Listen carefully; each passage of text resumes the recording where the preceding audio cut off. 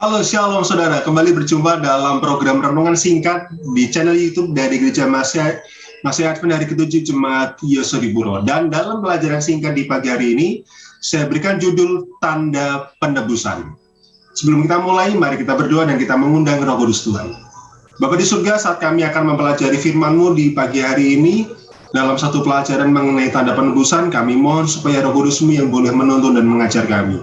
Urapi hamba yang membawakan pelajaran singkat ini dan juga saudara-saudara yang mendengarkan, Tuhan juga beri urapi dengan Roh Kudus yang sama. Terima kasih Bapa, dalam nama Tuhan Yesus kami berdoa dan mengucap syukur. Amin. Tanda penebusan. Saya ingin mengawali dengan satu ilustrasi.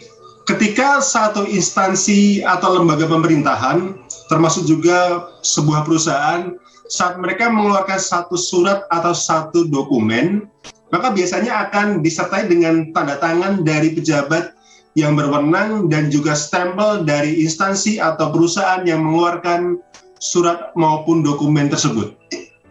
Tujuan tanda tangan dan stempel adalah untuk memastikan bahwa memang benar adanya instansi atau perusahaan itulah yang mengeluarkan surat maupun dokumen tersebut. Dan tahukah saudara bahwa untuk menandai pekerjaannya, Tuhan punya satu meterai, satu stempel, untuk memastikan bahwa memang pekerjaannya inilah berasal daripada Tuhan.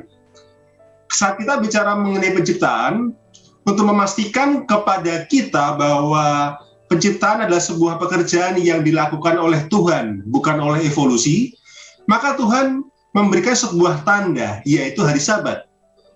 Kalau Anda baca dalam Kejadian pasal 2 ayat yang pertama sampai yang ketiga, setelah menciptakan selama 6 hari, dikatakan di sana Tuhan berhenti, Tuhan memberkati dan menguduskan hari ke-7, karena itulah tanda di mana Tuhan menciptakan dunia selama 6 hari. Dan saat Anda membaca dalam Keluaran pasal 20 ayat yang 8 sampai yang ke-11, Tuhan mengingatkan umat Israel untuk mengingat dan menguduskan hari Sabat. Dikatakan, engkau boleh bekerja selama 6 hari, melakukan segala urusanmu, tetapi pada hari Sabat haruslah berhenti dari setiap pekerjaan, karena itu menjadi tanda atau sebuah peringatan bahwa Tuhan yang menciptakan alam semesta ini. Tapi selain menciptakan, ada satu pekerjaan lain yang dilakukan Tuhan, dan itulah pekerjaan yang sangat besar, yaitu pekerjaan penebusan.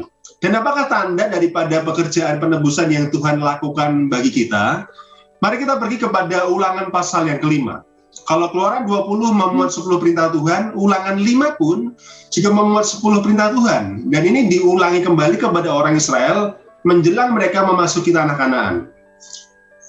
Coba kita baca di dalam Ulangan pasal 5 ayat yang ke-13. Ulangan 5 ayat yang ke-13 dikatakan, 6 hari lamanya engkau akan bekerja dan melakukan segala pekerjaanmu. Lalu lompat ayat yang ke-15.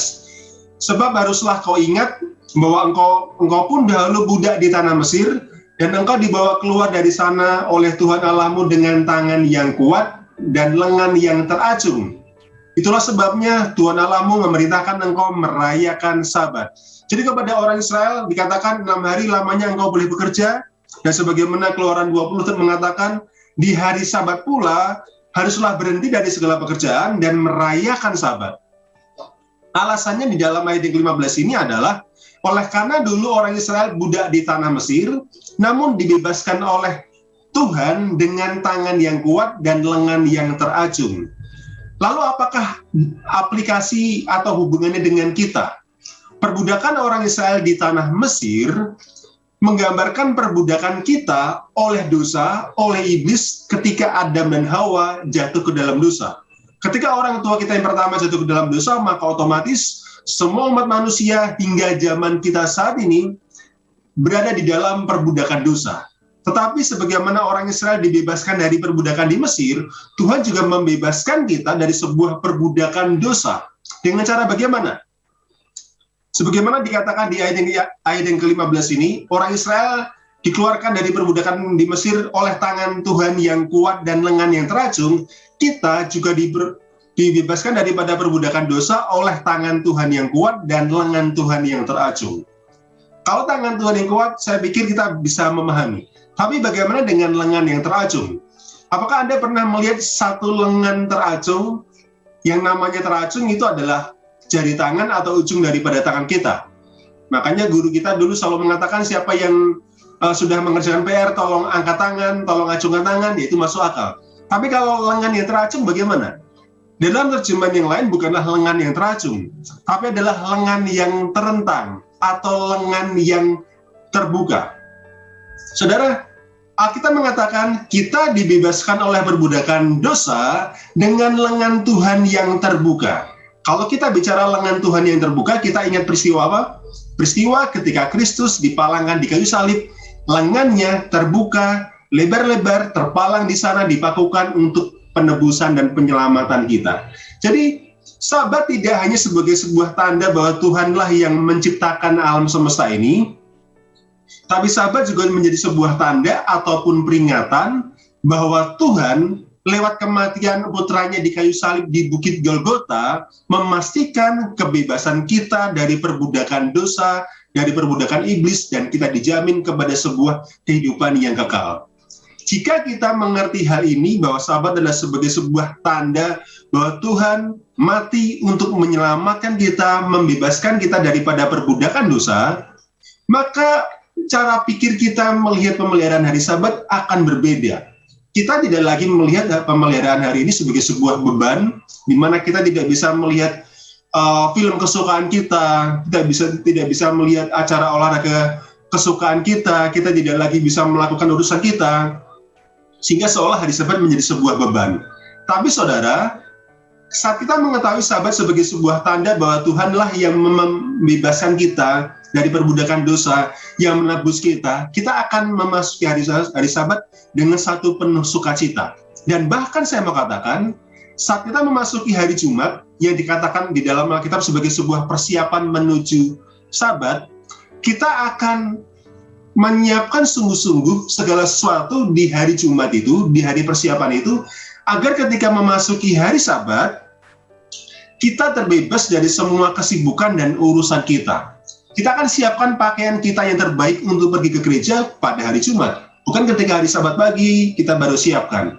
Kita akan siapkan sepatu kita untuk pergi beribadah di hari Sabat, di hari Jumat, di hari persiapan.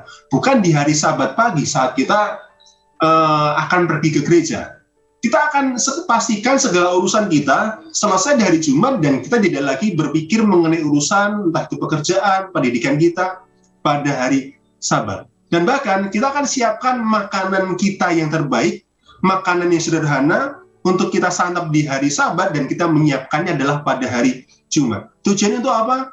Agar kita sepanjang Sabat 24 jam itu, kita boleh merenungkan betapa kasihnya Tuhan bagi kita, sehingga dia mati di kayu salib, dan di sanalah kita menemukan esensi daripada Ulangan 5 ayat yang ke-13 sampai yang ke-15, bahwa Sabat sebagai sebuah tanda bahwa Tuhan bekerja dengan lengan yang terbuka, dengan kematian putranya di kayu salib, untuk membebaskan kita dari perbudakan dosa dan menjamin kehidupan kekal kita hanyalah oleh kematian Yesus di kayu salib. Saudara, dengan ini saya mengundang kita, saat kita memasuki sebuah hari persiapan, kita siapkan segala sesuatu dengan sungguh-sungguh.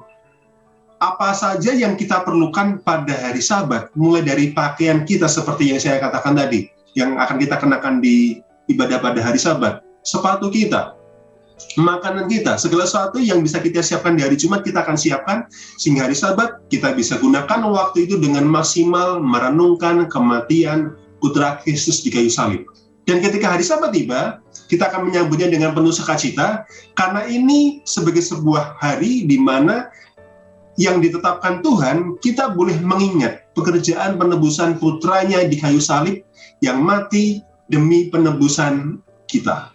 Jadi saudara, kita berhutang kepada Tuhan dua kali. Kita berhutang ketika kita diciptakan, dan kita berhutang dalam penciptaan ulang yang kedua, saat kita ditebus dari perbudakan dosa, dari kematian, dan dijamin kepada kehidupan yang kekal. Sabat tidak hanya tanda bahwa Tuhan yang menciptakan, tapi sebuah tanda bahwa Tuhanlah yang menebus dan menjamin keselamatan kekal kita melalui kematian putranya di kayu salib. Tuhan memberkati kita.